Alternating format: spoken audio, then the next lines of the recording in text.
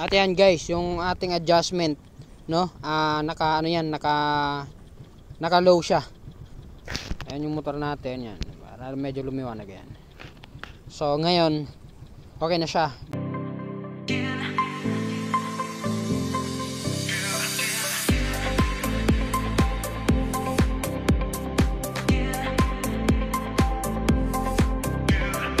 So ayan guys, medyo paggabi na at sinadya talaga natin na maging gabi. Ayan, ang ganda si Luna. So ngayon may share ako sa inyo guys kung paano mag-adjust ng headlight pag sobrang taas ng headlight ng motor nyo. Kagaya nito. So halimbawa kung bubuksan natin to, mataas yan. Ayan. Ayan, naka-low na siya nyan. So ngayon pag naka-high pa siya, ayan na siya. So sobrang liwanag na niya. Ngayon pag ibaba natin, tapos titingnan natin kung tayo yung nasa harapan at ganyang kataas yan. Nakakasilaw yan guys, diba? So ngayon ang gagawin natin, bababaan natin yung ating ilaw. Ang una, kailangan natin ng tools na 8. Ayan, kailangan natin ng tools. Merong tornilyo yan guys sa ilalim. Ayan o, kung makikita nyo, ayan, nasa ilalim. Luluwagan lang natin yan ng 8. Ayan. Pag ganyan lang.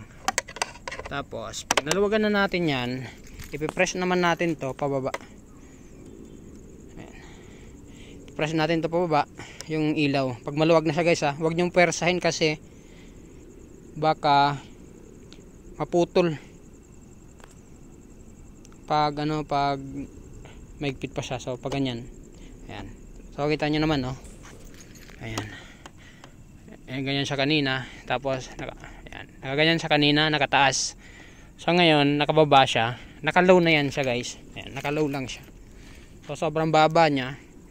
Ngayon pag i-high natin siya, ayan, ganyan lang.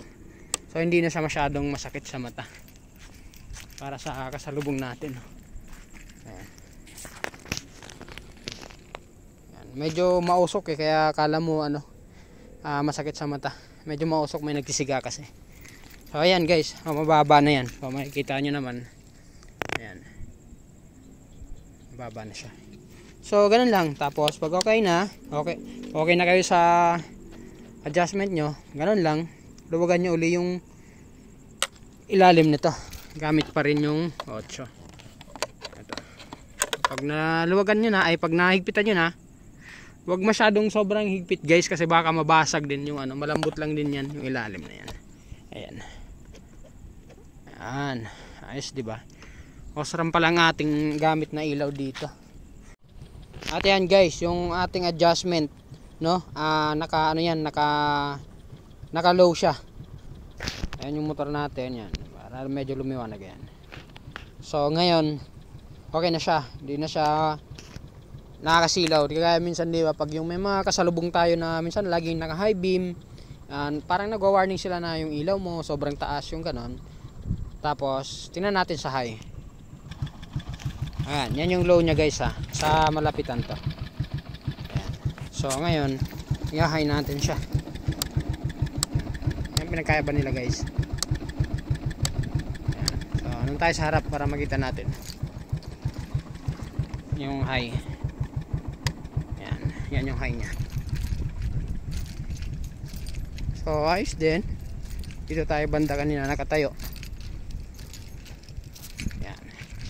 Yan lang. Yan yung high nya. Ayan. So yan lang guys. Konting tips, basic tips para dun sa mga beginners, para may konti tayong idea.